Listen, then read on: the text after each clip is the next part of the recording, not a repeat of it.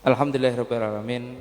Assalatu wassalamu ala asrafil anbiya wal mursalin wa ala alihi wa sahbihi ajmain, amma ba'd. Yang sama-sama kita hormati, kita muliakan Al-Mukarram Al-Ustaz Haji Syarifuddin Al-Makki yang alhamdulillah telah hadir bersama kita semua. Yang sama-sama kita hormati, kita muliakan Bapak Ibu segenap jamaah salat Fardhu Zuhur Masjid Agung Karimun yang insyaallah dirahmati oleh Allah Subhanahu wa taala. Amin, amin ya rabbal alamin. Segala puji hanya milik Allah, Zat yang telah melimpahkan rahmat, taufik dan hidayah kepada kita semua sehingga kita dapat hadir di sini di majelis yang mulia ini dalam keadaan sehat wal afiat. Amin, amin ya rabbal alamin. Tidak lupa salawat dan salam semoga senantiasa tercurah kehadirat uswatun hasanah kita baginda Nabi besar Muhammad sallallahu alaihi wasallam. Dengan lafaz Allahumma sholli ala sayyidina Muhammad wa ala ali sayyidina Muhammad. Jamaah salat zuhur Masjid Karimun Kamis 24 Ramadan 1442 Hijriah bertepatan dengan 6 Mei 2021 Miladiah. Telah hadir bersama kita Al-Mukarram Al-Ustaz Haji Syarifuddin Al-Makki yang insyaallah akan memberikan berbagi ilmu kepada kita semua.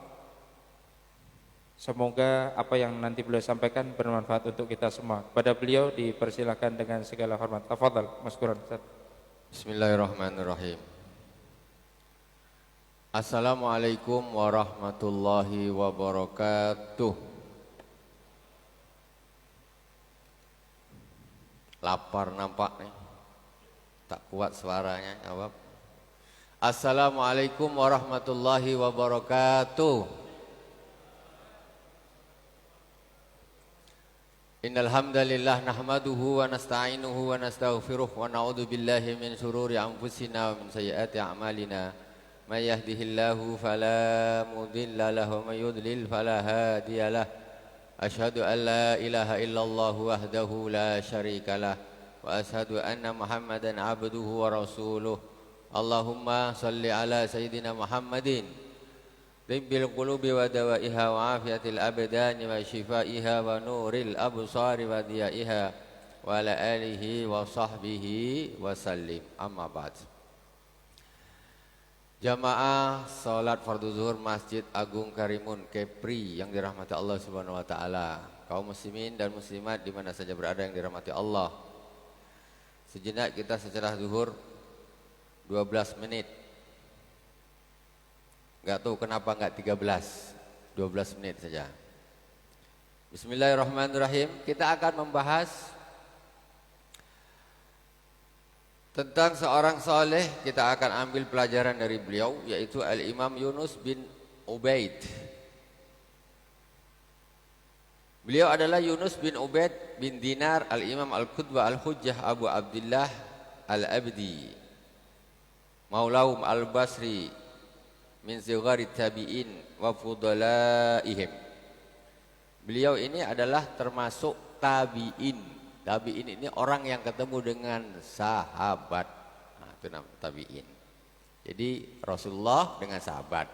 Rasulullah wafat, yang ketemu dengan sahabat ini namanya tabi'in. Tapi dia tidak ketemu dengan Rasulullah. Satu periode di bawah sahabat.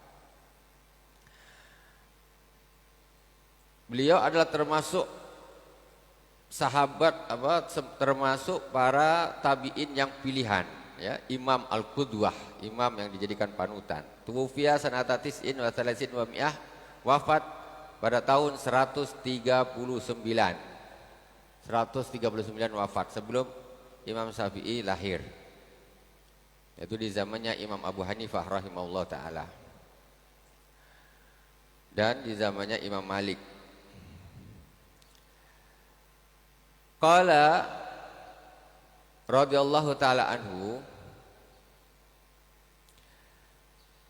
laisa syai'un azu min syai'ain. Kata beliau, tidak ada sesuatu yang lebih mulia dari dua perkara ini. Yang pertama yaitu dirhamin tayyibin. 1 dirham tapi halal. Nah, 1 dirham yang halal. Ini luar biasa. Daripada 1.000.000 dirham tapi abu-abu atau hitam sekali, haram, tak berguna. 1 dirham tapi halal, bagus. Itu sesuatu yang sangat mulia, sangat agung. Jadi dilihat jangan dari banyaknya tapi dari halalnya yang dilihat makanan itu. Karena berangkat dari makan inilah nanti semuanya akan berpengaruh ke badan. Mau jadi soleh tak soleh tergantung makan yang dimakan apa. Mau jadi ahli maksiat apa ahli ibadah tergantung yang dimakan yang halal apa yang haram. Makanya ketika orang sudah mengkonsumsi barang haram, dia akan semacam terjerat ke dalam lingkaran. Makan haram, jadi anggota badan ini mau tidak mau dia akan melakukan keharaman. Narik dia ketika makannya makan haram. Jadi naknya yang haram, maksiat aja maunya. Kenapa? Karena efek dari apa yang dimakan.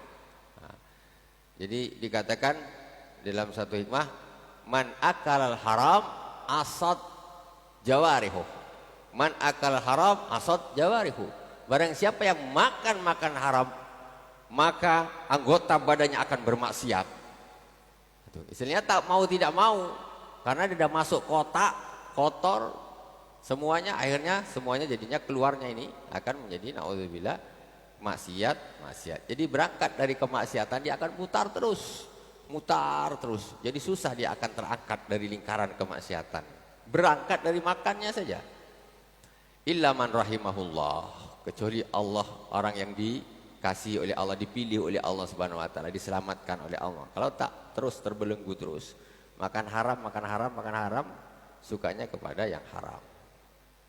Kemudian yang kedua, warajulin ya'malu ala sunnatin. Nah, yaitu seorang laki-laki yang beramal mengikuti sunnah Rasulullah sallallahu alaihi wasallam, ya. Beramal ikut sunnah. Nah, jangan apa istilahnya amal banyak tapi tak ikut sunnah, atau selalu meninggalkan sunnah Rasulullah sallallahu alaihi wasallam walaupun hal yang remeh, masalah makan, masalah pakai sandal,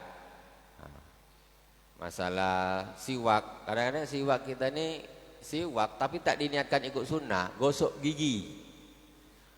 Padahal kalau kita niatkan sunnah Rasul, maka kita dapat pahala. Tapi kadang-kadang kita tak niatkan. Nah, kita niatkan ketika gosok gigi ingat Nabi, ketika makan ingat Nabi, kita pakai tangan kanan pakai bismillah, ketika pakai sandal ingat Nabi, ketika pakai baju ingat Nabi, ketika nak tidur ingat terus. Jadi kita ada sambung dengan Rasulullah SAW.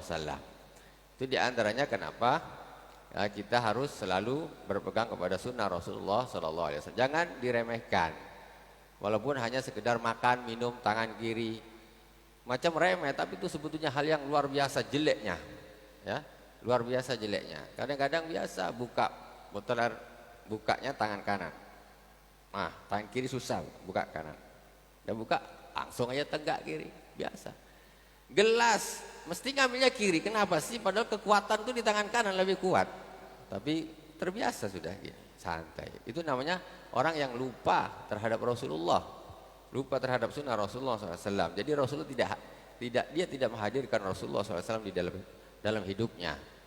Nah, jadi kalau itu kan malu, Rasulullah nggak gini, Rasulullah nggak begini. Sunnah selalu kita bawa.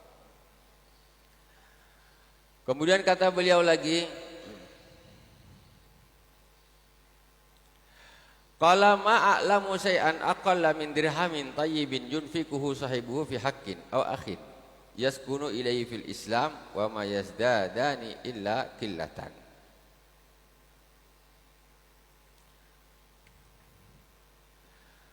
Lau asabtu dirhaman halalan lastaraitu bihi burran summa sayyartuhu sawiqan summa saqaitul marda.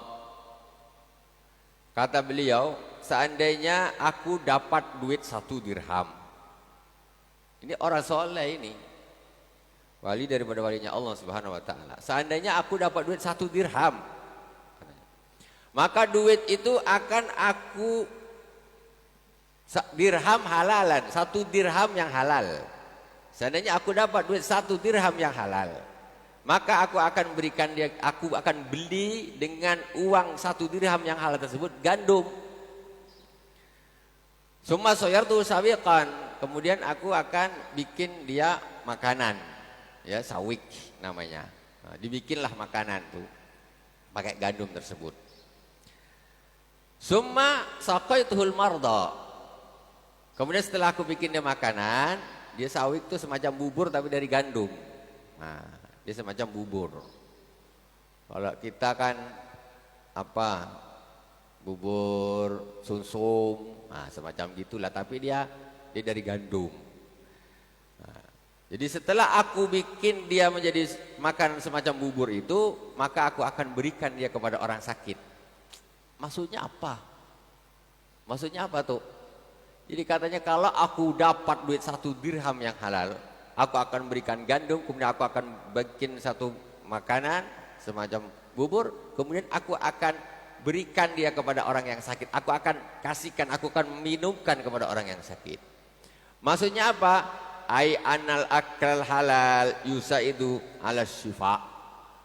Bahwa sesungguhnya makan makanan yang halal itu membantu kesembuhan. Makan makanan yang halal itu membantu kesembuhan. Jadi kalau nak cari obat jangan dari barang haram.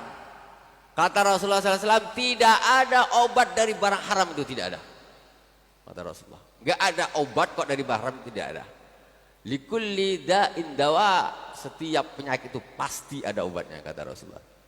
Dan di dalam hadis yang lain disebutkan kitab dan perkara yang haram itu tidak akan pernah menjadi obat. Ada orang minum bir sikit katanya, nah ini untuk obat apa benda obat. Tidak ada obat haram, itu tidak ada. Allah Subhanahu wa taala menciptakan penyakit, menciptakan obat yang halal. Nah, jadi kalau ada orang obat dari haram, itu bukan obat. Maksudnya itu bukan obatnya. Ini Rasulullah yang bilang. Kita masa tak percaya sama Rasulullah? Mau percaya sama siapa lagi? Manusia yang paling jujur, orang yang sangat jujur, yang tidak diragukan lagi Rasulullah. Kalaulah umatnya saja tidak percaya, mau siapa lagi yang harus dipercaya? Itu kata Rasulullah. Jadi semacam di sini, orang tuh kalau nak sembuh makan yang halal. Nah, tuh. Itu bubur saja tuh. Cuma bubur, tapi 1 dirham ini memang betul-betul dari barang yang halal. Ya mungkin kalau ada orang sakit, apa ya obatnya, sudah. Hari ini aku nak kerja betul-betul dari jaring payahku entah apa, oh pergi mancing lah. Mancing. Nah, mancing ini insya Allah, kalau mancing ini insya Allah ya murni lah, tak nyakut apa-apa. Jadi ikan dari Allah kita pancing, dapat, kita jual. Nah ini kan halal. Kita berikan makanan, kasihkan kepada orang yang sakit. Atau pekerjaan apa sajalah yang kira-kira paling bagus, paling bersih, itu justru membantu kepada penyembuhan secara zahir. Nah, itu kata beliau Al-Imam Yunus bin Ubaid.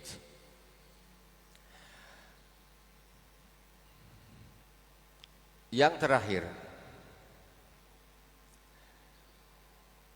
waqala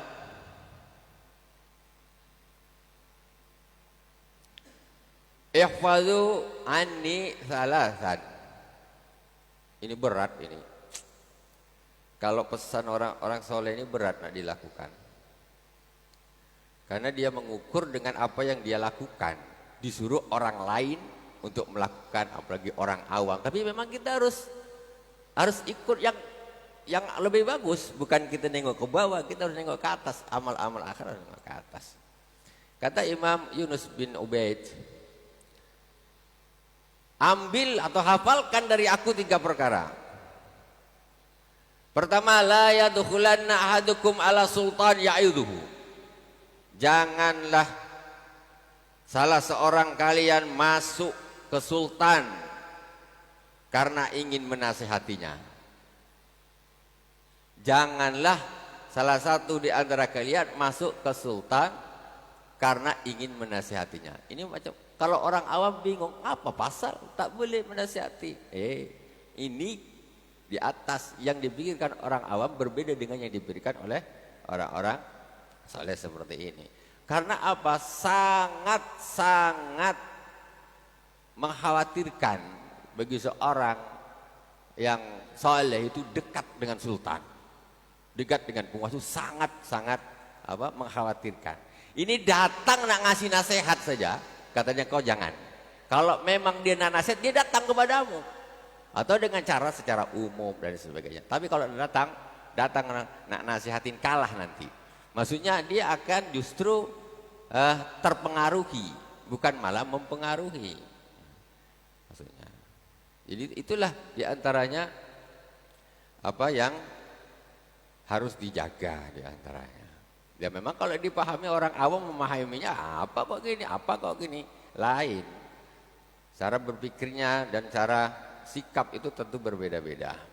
Jadi tidak semua orang ketika ngomong itu nilainya sama, enggak semua sama. Sekarang ini zamannya Ruwaibidah yang dikabarkan oleh Rasulullah SAW.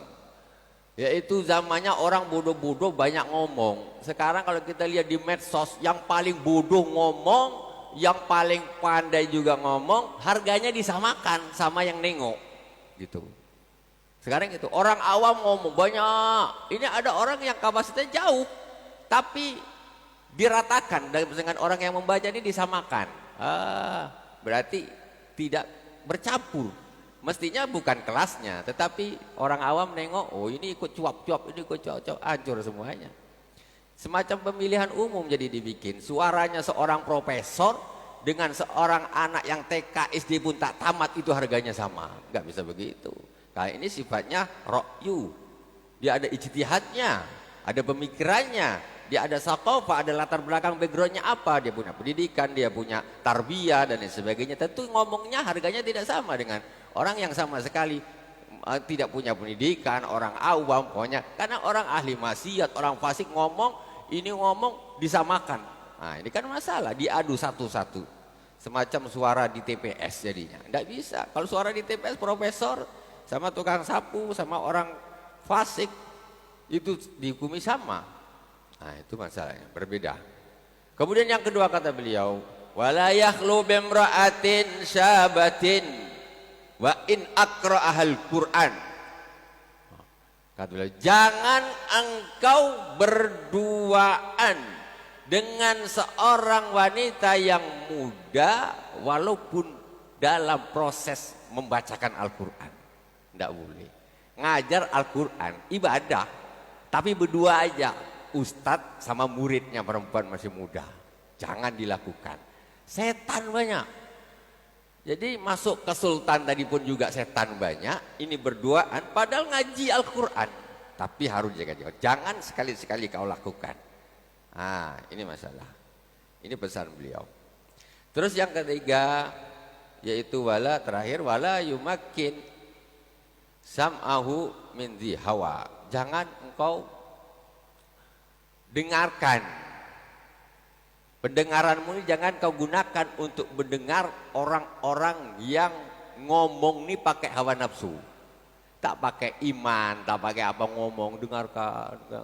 Tak usah didengar orang kayak gitu, ngomongnya hawa nafsu, pakai hawa nafsu, jangan didengarkan.